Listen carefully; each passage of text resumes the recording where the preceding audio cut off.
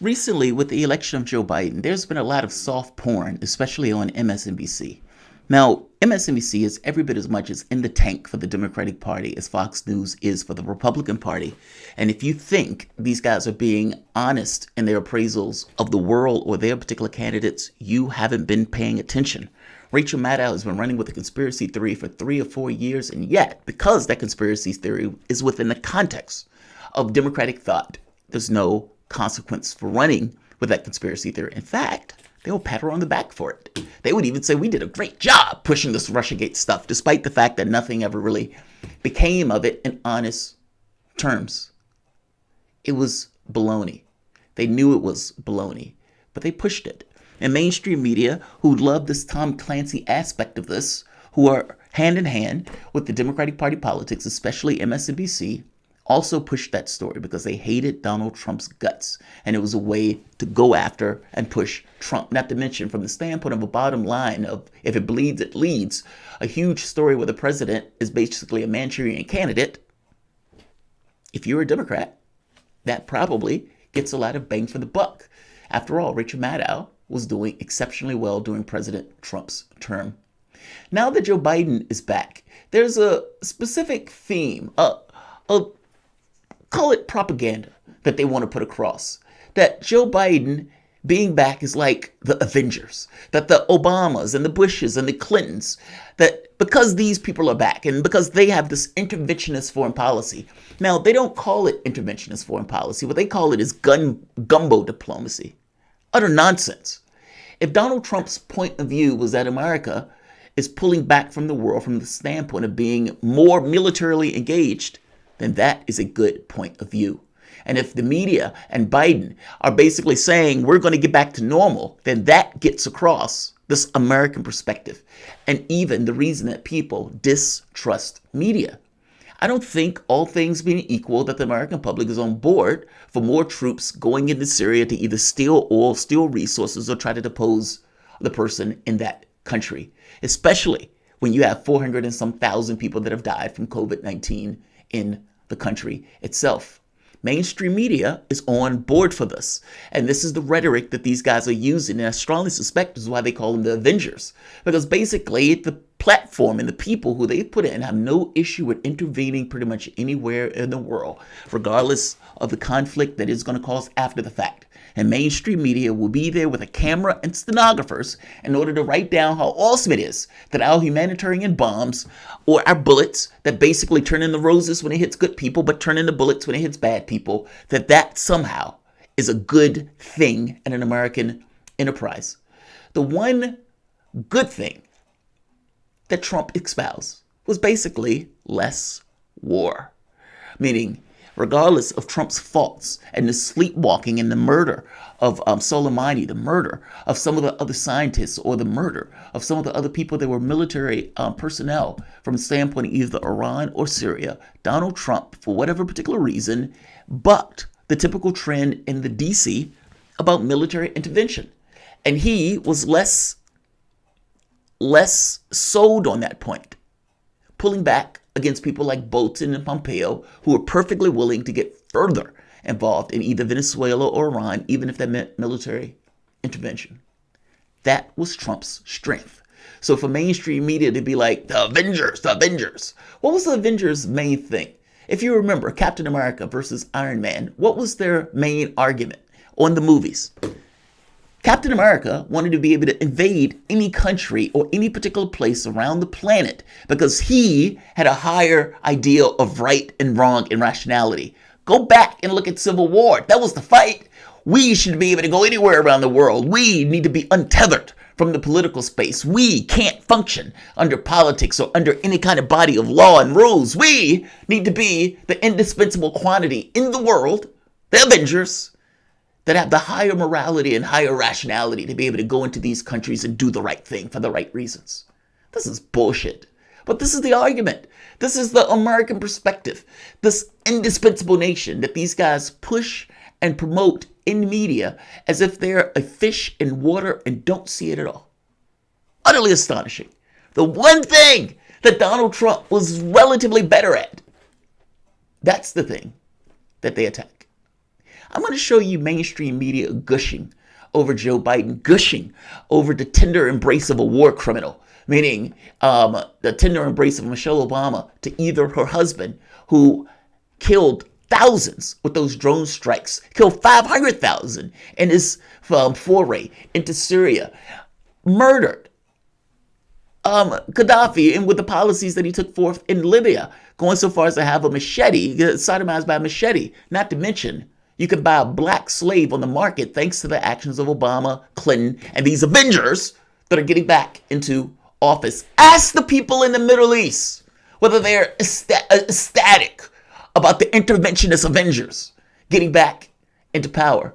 The avenging is not the White House. The Avengers is this idea that they have the capacity to go anywhere around the world anytime they want to because they have a higher morality. And I'm calling bullshit on that idea.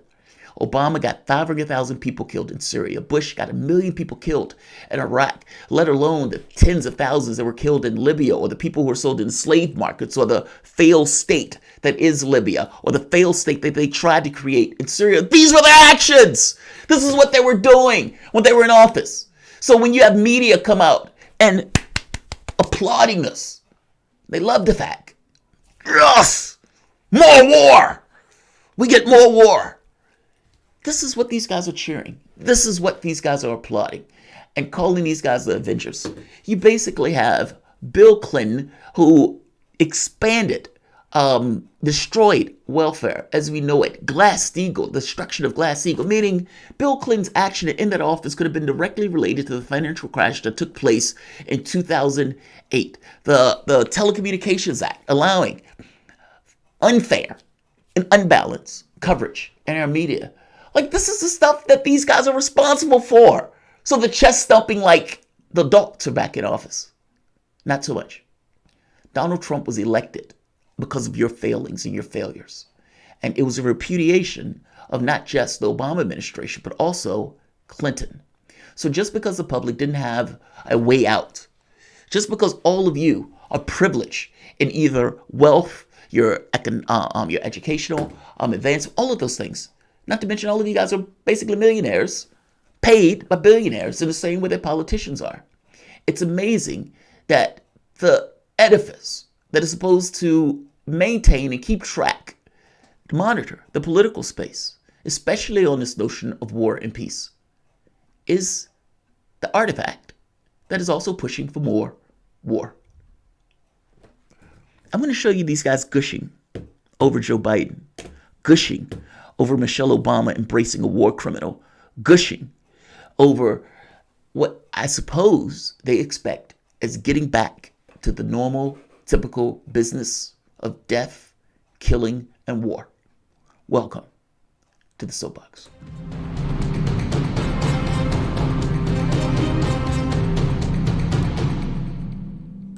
Sense. My name is Jamarl Thomas. This is the Progressive Soapbox. Guys, if you dig this content, please like, share, and subscribe. You can always support this content through PayPal or Patreon. I'm going to show you just some of the stuff these guys were saying, the way they were touching themselves. Basically, you can't even see their hands. And I don't think you probably want to see their hands because you don't necessarily know where those hands are. All of these liberals on MSNBC just ecstatic, so happy, just touching themselves that Joe Biden is back in office. It's disgusting. Because what does it mean that Joe Biden is back in office? What does it mean from a foreign policy standpoint that Joe Biden is back in office, that the troops have just been increased in Syria and will most likely increase in Iraq, that the deposition or deposing of Assad, something that cost 500,000 lives in the last administration under Obama, that something like that may try to resume, or that the pressure that's put on Venezuela, that basically Joe Biden is willing to step into that. Keep in mind, Obama was the one that said Venezuela was a state sponsor or something that the United States needed to be concerned about. Trump just expanded it. Joe Biden may very well continue with that particular tact.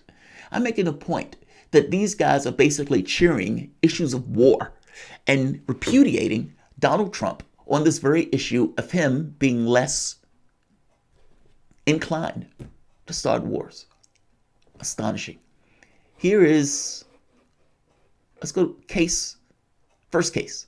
And again, The Avengers thing is propaganda, and you need to be aware of it. When you hear something over and over and over again, they're just repeating it over and over and over again. Their political contacts and the people who basically feed them stuff is sending them that message. And they will come out and they would stomp and they would give this message over and over and over again, talking about the Avengers. But again, I want to point out, what does that mean? Avenge what? And what was the Avengers' argument? That basically they can go anywhere around the world, that their morality, that their sense of right under Captain America was somehow better. It was, and it is not. So striking about today was that kind of comforting sense, even with the masks, even with the distancing, even without the crowd, those shots inside Statuary Hall that we're familiar with, from every inauguration, the sight of the Clintons and the Bushes and the Obamas, the Avengers, sort of the Marvel superheroes back up there together, all in one place. Well, with their friend Joe Biden, all of them, I think, feeling like that all of them sharing that same view that a lot of Americans had, which is that, we did narrowly avert catastrophe in America, and that they were all there to kind of to buttress their buddy Joe Biden and see him in some ways as the natural and necessary corrective to what's been going on. And I think the thing necessary and natural corrective to what has been going on. There's been a pandemic. You've had tens of millions of people to lose their jobs, tens of million people who are still out of work weekly. You have nearly 1 million people who are filing for first-time unemployment. You have people at food banks. You have a proliferation of those food banks to accommodate the people in those food banks. Boarded up businesses, I think to the tune of like 40-something%. And your response to this is Joe Biden is exactly the Republican light that we need in this moment, who's not going to take expansive policies, is not going to push for these policies that will try to ameliorate the hard edges that human beings in this country face. I can go down the list of policies, and Joe Biden doesn't support any of those policies, and the American public en masse does. If you're not trying to deal with things, to deal with the rough edges of our system, then you can't honestly say that Joe Biden is the corrective that is needed. The corrective that is needed is something to the kind of FDR, a saving of capitalism, if you want to have it that way. And I hate to tell you, that is not Joe Biden. That is only Joe Biden for you. You are privileged with the other people who are on that radio station or on that television station that are privileged to the tune of millions. You're in a bubble. You don't get the difficulty, the hardship that people face on a daily basis, the not knowing whether they can pay for their rent, the not knowing whether they can pay for their health care or for the health care of a family member. Those aren't things that you guys deal with on a typical basis. Your wealth insulates you from that. It lessens the pressure to get those things done. So you can stand here, well paid, and tell people that Joe Biden is indeed the corrective that we need for this government. Nonsense. Like I said before, full of shit. If you want to call them the Avengers, okay, but let's just be clear on what that means. This notion that America can invade pretty much anywhere around the world.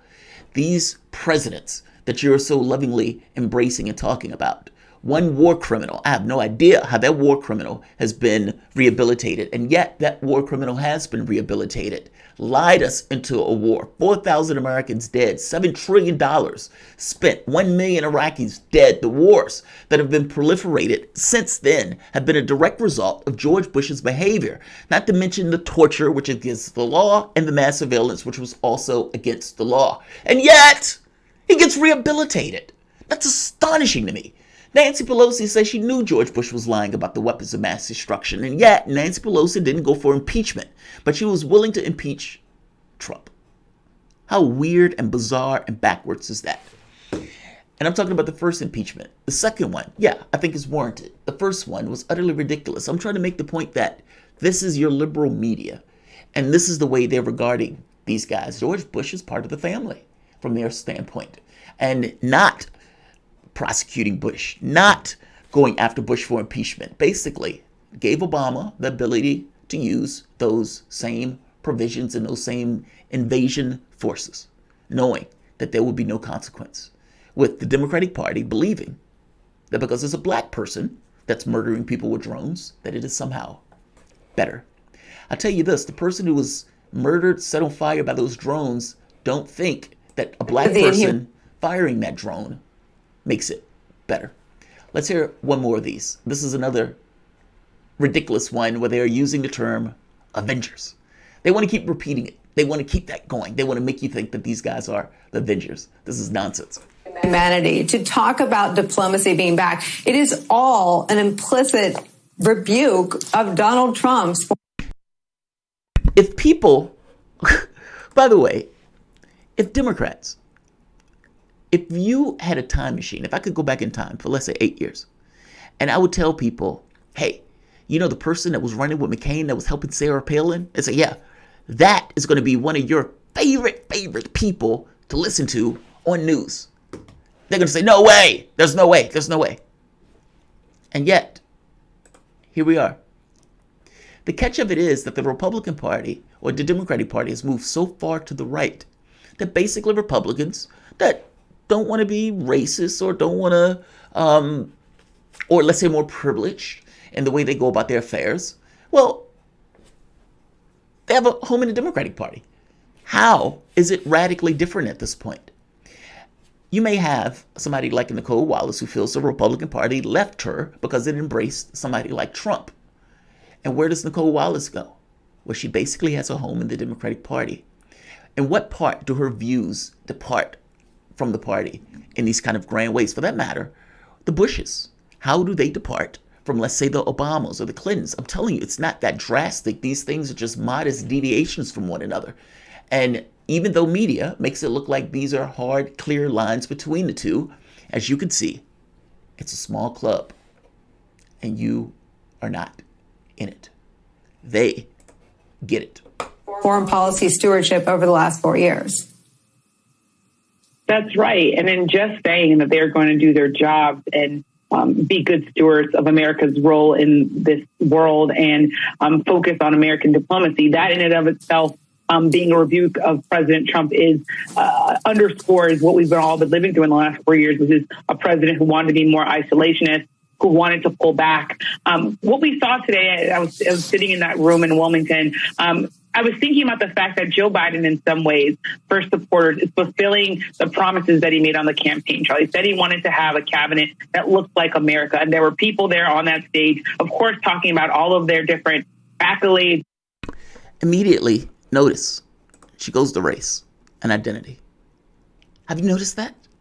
Like, these are people who are going to be making foreign policy decisions on who to kill, who to murder, what laws to put into place.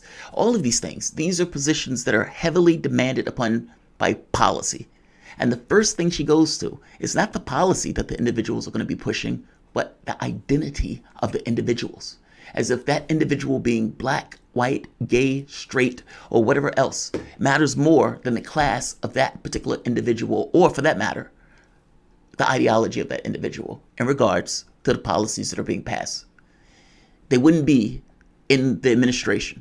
They wouldn't be in the administration if they were against, in any way, Biden's policies. And their experience, but they were also talking about their families who survived the Holocaust, who survived coming from Cuba and fleeing communists, who talked about having gumbo diplomacy, cooking food, cooking Southern food, as the United Nations ambassador was saying. All of those things are what America's about. It's this melting pot. The other thing I'll just say is I was talking to a Democrat who just said this also felt like the Avengers. It felt like we're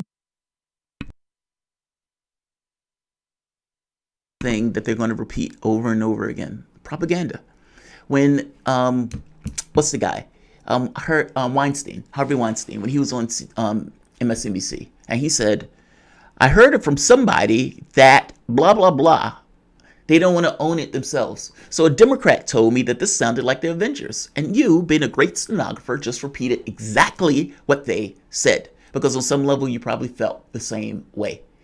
Is it right for you to feel the same way as a news person? Should you feel like they're the Avengers? Should you just repeat that these guys are the Avengers without any kind of critical analysis of what that means and what our role is in American policy? I suppose you're not going to do that because those things don't necessarily matter. Those aren't things that we question. Those aren't things that we delve into. We look at it as it is our right from the standpoint of even mainstream media for us to invade and undermine other countries. And so this is what they do. And they go out and they hear Avengers, and so they go out and repeat it as many times as they possibly can, as if these things are similar. If there's any similarity at all, like I said, it's this idea of blowing off law, this idea of seeing oneself with this kind of the mendaciousness of believing that you're exceptional, that you're somehow different, that you have a higher rationality, a higher morality, a higher expertise in the way that you do things. You have 400,000 people dead from COVID. I don't think we have standing to go with this exceptional nation nonsense.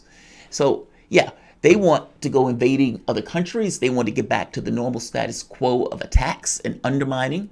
And for whatever Trump's failures were from the standpoint of foreign policy, and yeah, there were many, and there were many things that Trump did in foreign policy I didn't particularly like. This idea of not getting us into wars was something that I did like.